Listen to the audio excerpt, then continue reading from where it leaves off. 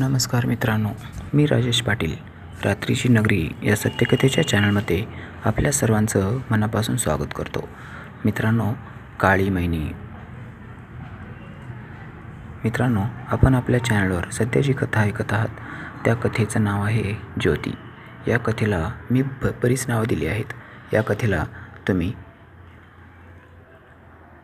3 फूल एक माली असं सुद्धा म्हणू शकता, किंवा ज्योतीसोबतची मजा, लतासोबतची मजा. कारण कथा एवढी रोचक आहे की नावामध्ये काही विशेष नाहीच. जे नाव द्याल तेच समर्पक वाटेल. अशा प्रकारची माझ्या आयुष्यात घडलेली ही खरी घटना आहे. त्यामुळं घटनेला काही नाव नसतं. जे काही घटना घडली ते जशास तसं काहीतरी नाव देऊन मित्रासमोर सादर करत असतो. तर मित्रांनो, तुमचा आता जास्त वेळ न घालवता मी तुम्हाला कथेचा पुढील भाग तुमच्यासमोर सादर करणार आहे आणि तुम्हाला भरपूर मजा येईल याची पण मी अपेक्षा करतो. यूट्यूबवर सध्या काही शब्दांना बॅन करण्यात आलं आहे. त्यामुळं मी बऱ्याच गोष्टींना वर्ज्य करतो आहे. तुम्ही थोडंसं सहकार्य करा व थोडंसं सांभाळून घ्या. तुमच्या एका भावाला तुम्ही जर सांभाळून घेतलात तर तुम्हाला मजा तर नक्की येणारच आहे. आणि मी रोज माझ्या आयुष्यात घडलेल्या नवीन घटना, काही जुन्या घटना, या सर्व घटना मी तुमच्यासमोर या चॅनलच्या मार्फत कथेच्या माध्यमातून सादर करत असतो. ज्यांना कोणाला माझ्या कथा आवडत नाहीत त्यांनी चॅनलपासून 4 हात दूर राहावे. परंतु ज्या लोकांना कथा आवडतात त्या लोकांचे खूप आभार आणि तुमचं मनोरंजन व्हावे, बस एवढीच एक अपेक्षा. तर मित्रांनो, आता घडलं असं की मी आणि छोटी आम्ही किचनमध्येच सर्व काही चर्चा करत होतो. आमची तिथं दाबादाबी व घासाघाशी व्यवस्थितपणे झाली होती.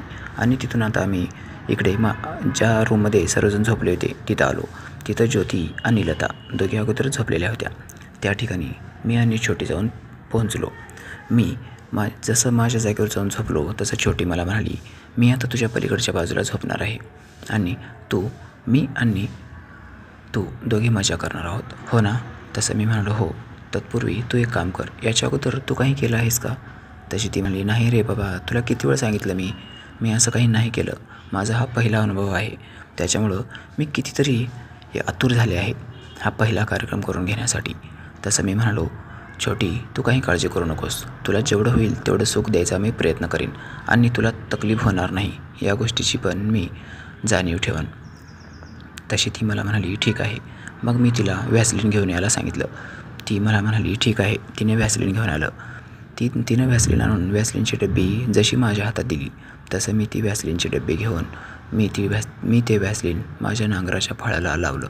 नांगराचा फाळ खूपच फणफण करत होता आणि आता कोणत्या तरी वस्तूमध्ये जर आता जमिनीवर नांगर मारायचं आहे किंवा कोणत्या वस्तूमध्ये, छोट्या वस्तूमध्ये जर मोठी वस्तू घुसवायची असेल तर तिथं ते लुब्रिकंट तर लावणं खूप गरजेचं होतं. त्याच्यामुळं मी सुद्धा व्हॅसलीन निवडलं होतं. बाकी प्रोटेक्शन तर आमच्याकडं होतंच. जरी ते वापरणार असलो तरीसुद्धा बाकीच्या गोष्टी खूप महत्त्वाच्या असतात. मग ते व्हॅसलीन तिच्या विहिरीवरच्या बाजूला पण लावलं. विहिरीच्या सर्व काठांना व्हॅसलीन लावून घेतलं. मग जसं मी माझा हात फिरू लागलो तसं तिथलं ती कोमल मुलायम जमीन माझ्या हाताला लागू लागली. आता तिचा जो दाना होता तो आता फडकू लागला होता. माझ्या हाताला स्पष्टपणे तिथली जाणीव होत होती. तो शेंगदाणा जो होता तो शेंगदाणा खूपच जास्त फणकत आहे, तो खूप फडफड करत आहे हे माझ्या लक्षात आलं. मग मी त्या शेंगदाण्याला चुरगळू लागलो. त्या शेंगदाण्याचं बीज खूपच नाजूक होतं आणि एकदम मस्त. माझ्या मनाला खूपच आवडलं. मित्रांनो, आता खूप वेळ गेला. मी बऱ्याच वेळ तर फक्त वरून मजा करत होतो. मग ती मला म्हणाली, राजेश, तू एकटाच मजा घेतोयस आणि मला मात्र खूप दूर ठेवलेस. मग मी म्हणालो, काय झालं? मी कुठं नको म्हणलो, घे ना तुला जसं पाहिजे तसं. मग ती लगेच मला म्हणाली, ठीक आहे, घेते मी पण. मग ती मला म्हणाली, तुझा दांडा इकडच्या बाजूला कर ना. तसं मी माझं लिव्हर खेचलं आणि माझ्या नांगराचा फाळ वर झाला. जसं नांगराचा फाळ वर झाला तसं ती त्याच्याकडे बघूच लागली आणि मला म्हणाली, बापरे, किती मोठा नांगराचा फाळ आहे, माझी जमीन तर फाटून जाईल ना. मी म्हणालो, मोठ्या नांगराच्या फाळानं जमिनीची मशागत खूप छान होते आणि हे सर्व काही तुझ्या ज्योती दिदीला माहीतच आहे. आता माझं बोलणं लता ऐकत आहे हे मला माहीत होतं. मग लताने डोळे किलकिले केले आणि ती माझ्याकडे बघू लागली. मी मुद्दामच थोडं लताकडच्या बाजूला सरकलो आणि तिला म्हणालो, अगं, इथली जमीन समतल नाही का? तू थोडंसं अलीकडच्या बाजूला सरक. अलीकडच्या बाजूला आल्यानंतर आपण या शेतीची मशागत करायला सुरुवात करू. कोणत्या पण एका बाजूनं मशागत करायला सुरुवात केल्यानंतर चांगली गोष्ट असते. शेतजमिनीच्या मधोमध नांगराला कधीच मजा येत नाही. एका कडकून चालू केलं की पीक पाणी खूप छान येत असतं आणि सर्व काही मजा अगदी हिशोबानेच आणि अगदी व्यवस्थितपणेच घ्यायला पाहिजे, कारण तुझी ही पहिलीच वेळ आहे, असं मी तिला म्हणालो. मग तीसुद्धा मला म्हणाली, हो, मला यातलं काही माहीत नाही. मी बऱ्याच वेळेला दीदीचा कार्यक्रम बघितला आहे, परंतु स्वतः मात्र आत्तापर्यंत असं काही करायची माझ्यावर वेळ आली नाही आणि मला कधी जमलं पण नाही. त्याच्यामुळे तुला जे काही करायचं आहे ते तू व्यवस्थितपणे कर. मग मी तिला म्हणालो, ठीक आहे, तू नको काळजी करू. तुझ्या जमिनीची मी अशी मशागत करेन की तू माझ्याशिवाय दुसऱ्या कुणाकडून मशागत करून घेण्यासाठी जाणारच नाहीस. तशी ती मला म्हणाली, अरे, शेतजमिनीची मशागत करून घेण्यासाठी एवढा भारी गडी लावल्यानंतर पुन्हा दुसरा गडी लावायची काय गरज आहे? एवढा कामाचा एकच गडी मिळाल्यानंतर जो गडी 3 लोकांचं काम एकच करतो, एकटाच तिघांची कामं करू शकतो, असा गडी जर आम्हाला मिळाला तर दुसरा गडी कशाला बघायचं आहे? सर्व काही तू एकटाच कर ना. त्याचं मेहनत, त्याचं फळ सर्व काही तुला मिळणारच. त्याच्यामुळे तुला कुठं पण मेहनत करायची आहे, कुठं पण मशागत करायचं आहे, कारण दररोजचं जे काम आहे ते काम तर करावंच लागेल. काम न करता पोट कसं भरणार? आणि जरी पोट भरलं तर बाकीच्या गोष्टीचा कशी सोय लागणार? मग मी म्हणालो, हो ना छोटी, बरोबर आहे तुझं. इकडे लता मात्र छोटी इतकी हुशार आहे, तिला एवढं कसं काय माहीत असेल असा विचार करत असेल. मी हळूवारपणे लताकडे बघू लागलो. तशी छोटी मला म्हणाली, काय बघतोयस? मग मी तेलो, अगं ही लता उठली काय असं मला वाटलं. मग ती म्हणाली, तिचं सोड आणि चल कर चालू लवकर, दम ठरवत नाही. मी एकदम तिच्यासोबत मस्त खेळू लागलो. आम्ही दोघे पण एकमेकांना जास्त कसं सुख देता येईल याच्याकडे बघत होतो. आम्ही दोघं एकमेकांच्या शरीरावर, एकमेकाच्या जमिनीवरून हात फिरवत होतो. बराच वेळ गेला. आम्ही एकमेकाला संतुष्ट करण्यात व्यस्त होतो. कधी इकडे लतानं डोळे उघडले आणि ती कधी आमच्याकडे बघू लागली हे आमच्या दोघांना पण समजलं नाही. मग जसं ती माझ्याकडे बघते हे माझ्या लक्षात आलं, तसं मी थोडं घाबरल्याचं नाटक केलो आणि तिला म्हणालो, लता, तू जे पाहतेस ते काही खरं नाही. अगदी सहजपणे छोटीला झोप येत नव्हती म्हणून मी छोटीला अलीकडच्या बाजूने झोपायला सांगितलं आणि मी तिच्या अंगावर हात टाकून झोपलो आहे. आमच्या दोघांमध्ये बाकी काही चालू नाही. तशी लता मला म्हणाली, असं आहे का, तिला झोप येत नाही म्हणून तू झोपी घालत आहेस का? मी काय बोलावं मला काही समजत नव्हतं, कारण आमचा काही प्री प्लॅन नव्हता. जे काही जिथं जाईल तिथं जाईल, जसं माहीत होईल तसं माहीत होईल असं आम्ही ठरवलं होतं. परंतु ज्योती आमच्यापेक्षा जास्त हुशार होती. ती झोपीचं नाटक करून शांत पडली होती आणि लताने मात्र पुढची बाजी मारली होती. लता सर्वांपेक्षा जास्त स्मार्ट होती. मग लता मला म्हणाली, तुमचे सर्व काही तुमचं बोलणं पटतंय, परंतु तुमच्या दोघांच्या कपडे कुठं आहेत? तुमच्या दोघांच्या अंगावरचे कपडे कुठं आहेत ते मला सांगा अगोदर. मग मी म्हणालो, लता, जाऊ दे ना यार, तू कशाला टेन्शन घेतेस, आता हे वयच आहे. मग ती छोटीला म्हणाली, छोटी, तू एवढ्या लवकर वयात येशील असं मला वाटलं नव्हतं. छोटीसुद्धा काही कमी नव्हती. ती लगेच म्हणाली, लता दिदी, कशाला विचार करतेस, तू पण जॉईन हो ना. आणि हो, हा राजेश आहे ना, खूप छान आहे. तू बघ तर, याचा नांगर मला खूप आवडला म्हणून मी माझी जमीन याला कसायला देणार आहे. आणि आपण तर दोघी खूप छान मैत्रिणी आहोत ना. गाजर, मुळा सर्व काही आपण दोघी एकत्र आणतो, मग त्यात काय एवढं? मग आता तर आपल्याला ओरिजिनल माल मिळाला आहे. जे काही ओरिजिनल आहे ते माणसानं कधी पण खावं. नॅचरल ते नॅचरल. आणि हे कृत्रिम जे असतं त्याच्यामध्ये काही एवढं कस नसतो. तू मला खूप वेळेस म्हणली आहेस की ऑर्गॅनिक शेती खूप चांगली असते. खत वगैरे टाकून पिकवलेली शेती काही कामाची नसते. ते सर्व काही डुप्लिकेटच. आणि ऑर्गॅनिक म्हणजे ऑर्गॅनिक, ते आपल्या शरीरासाठी कधी पण चांगलंच आणि फायदेमंद आहे. मग लता तिला म्हणाली, हो ना अगं, जे काही मला पाहिजे होतं ते तू अगोदरच घेतलंस. ही तर गोष्ट मला पाहिजे होती, परंतु ह्या राजेशनं मला काही जुगाड लागूच दिला नाही. ती मला म्हणाली, राजेश, तू घे ना दीदीला पण अलीकडे. ती म्हणाली, हो, माझ्या पण जमिनीची मशागत करा. दोघींच्या जमिनी जवळजवळच आहेत. तिच्या जमिनी झाली की माझ्या जमिनीकडे तुझं ट्रॅक्टर घेऊन ये आणि माझ्या जमिनीवरून नांगरायला सुरुवात कर.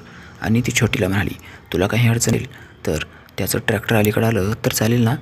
तसं ती हसू लागली आणि म्हणाली, दीदी आहे, तू आणि मी जर समझोता करून घेतलो तर सर्व काही व्यवस्थित होणार आहे. मग लता म्हणाली, तू समजून घेतलीस, ठीक आहे, चालेल. मग मी म्हणालो, तुझ्या जमिनीची पण अधूनमधून मशागत करायची असेल, तुझ्या झाडपाल्याचा काही हात फिरवायचा असेल वगैरे, बाकी काही काम करायचं असेल तर तू माझ्याजवळ येऊ शकतेस आणि आम्हाला मदत करू शकतेस, कारण इकडची जमीन नांगरायचं झालं की मी तुझ्याकडे येणारच आहे. मग मुद्दाम लता छोटीला म्हणाली, छोटी हे सर्व काही तू जर मला अगोदर सांगितलं असतंच तर आता किती उशीर झाला आहे बघ. आपण ही मजा तेव्हाच घेऊ शकलो असतो. आपलं नांगरणं, खुरपणं, पेरणं सर्व काही अगोदर झालं असतं. दीदी तर केव्हा झोपून गेली आहे. आपण दोघींनी मस्त आपली जमीन नांगरून घेतली असती आणि आत्तापर्यंत आपला कार्यक्रम झाला पण असता. शेतीची मशागत करायची म्हणली की खूप वेळ द्यावा लागतो. घाई गडबडीत केलेली कामं काही चांगली नसतात. तसं छोटी लगेच तिला म्हणाली, दीदी मी जसं तुम्ही दिलेलं मसाला दूध पिले तसं मला झोप लागली. मी कशी झोपी गेले मला काही समजलंच नाही. मी जर झोपले नसते तर हा कार्यक्रम तेव्हाच झाला असता. परंतु जाऊ दे, आणखीन पण वेळ गेलेली नाही. आणि लगेच मला म्हणाली, राजेश तू सर्व काही नांगरण व्यवस्थित करून घेशील ना. आजच्या जो काही उरलेला वेळ आहे ह्या उरलेल्या वेळामध्ये एक राऊंड तरी नांगराचं आमच्या दोघींच्या शेतामधून चालेल ना. तुझा नांगर आमच्या दोघींच्या शेतामधून जर चालत असेल तर चांगलीच गोष्ट आहे. आणि हो, जर तुला वाटत असेल की नांगरणाला वेळ लागणार आहे तर मात्र मला राहू दे, माझं काही मी काहीतरी ॲडजस्ट करीन. परंतु तू अगोदर लता दीदीची जमीन नांगरून घे. ती पण खूप तिच्या जमिनीची मशागत करून घेण्यासाठी खूप वेळ तिनं ट्रॅक्टरला शोधला आहे. परंतु आम्हाला काही गडी मिळालाच नाही. त्याच्यामुळं तू अगोदर तिची जमीन नांगरून घे. माझं नंतर बघूत. आता छोटी किती समजदार आहे हे माझ्या लक्षात आलं. तशी लता म्हणाली, नाही गं छोटी, तू लहान आहेस ना म्हणून तुझा मान अगोदर. छोट्याला वाटणी अगोदर मिळते. तसंच हे नांगरायचं, कुळपायचं, खुरपायचं जे काही आहे ते अगोदर तुझ्यापासूनच सुरुवात करू. छोट्याचा मान अगोदर असतो तो मान मी तुला देत आहे. त्याच्यामुळं तू अगोदर तुझ्या जमिनीची मशागत करून घे. तुझ्या जमिनीची मशागत झाली की मग मी माझी पण जमीन नांगरून घेते आणि मी पण माझं काम करून घेते. मग ती मला म्हणाली, चालेल ना राजेश. तसं मी म्हणालो, हो चालेल ना. परंतु लता तू एक काम कर ना, तू पण आम्हाला जॉईन हो. आमच्या कामामध्ये तू आम्हाला मदत कर, म्हणजे तुझ्या कामामध्ये पण छोटी मदत करेल. मग ठीक आहे असं ठरलं आणि लता पण म्हणाली ठीक आहे आणि छोटी तर तयारच होती. आता मी त्या दोघींच्या जमिनीची एकत्रितपणे नांगरणी करू लागलो. जमिनीचे पट्टे जे उभे नांगरायचे होते ते आडवे नांगरायला सुरुवात केली. त्या दोघींना पण मी एकत्रितपणे जवळ बोलवलं. आम्ही आता तिघे मिळून त्या जमिनीची मशागत करू लागलो. तिघांना पण भरपूर मजा येत होती, कारण नांगराचा जो आवाज येत होता तो चटाक चटाक चटाक चटाक पटाक चटाक पटाक हा आवाज आम्हाला खूप वेळ लावत होता. मग मी लताला म्हणालो, लता कसा आहे ट्रॅक्टरचा आवाज, चटाक पटाक चटाक पटाक भारी आहे ना. तशी छोटी काही कमी नव्हती. ती लगेच म्हणाली, पाच पोच भारी वाजते वाजव वाजव आणखीन वाजव, जोरात वाजव. तसं मी म्हणालो, माझ्या ट्रॅक्टरमध्ये डिझेल खूप आहे, जे डिझेल जास्त असलं की आवाज पण जास्त येतो. तशी लता म्हणाली, फक्त डिझेल असून काही कामाचं नाही, ट्रॅक्टरची पॉवर पण जास्त असायला पाहिजे. जेवढ्या जास्त अश्वमेघचं ट्रॅक्टर तेवढी नांगरणी पण जो दमदार असते आणि ही दमदार नांगरणी शेतमालकाला खुश करून टाकत असते.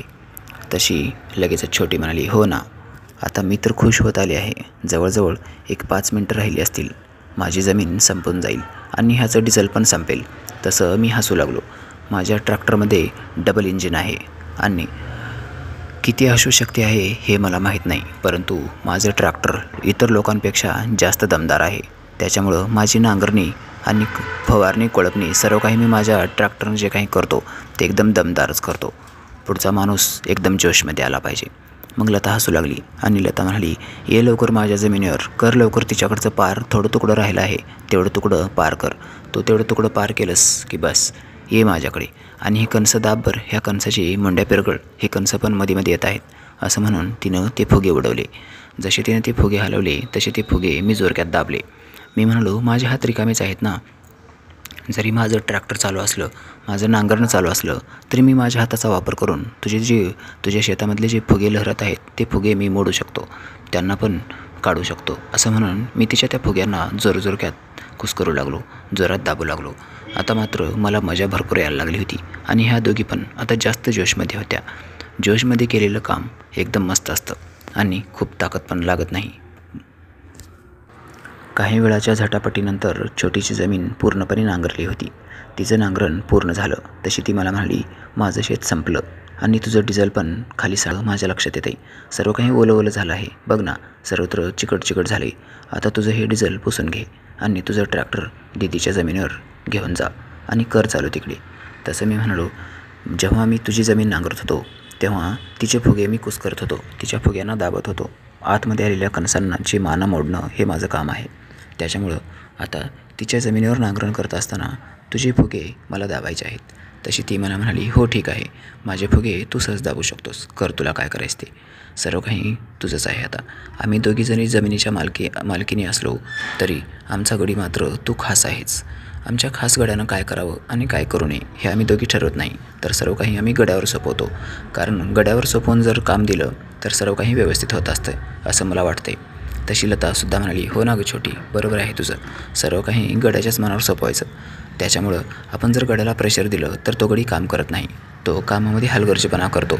परंतु गड्याच्या जर मनावर सर्व काही सोपवून दिलं तर तो गडी मन लावून काम करतो. हो ना, आपण फक्त त्याला मदत करायची, त्याला जे काही पाहिजे ते देत राहायचं.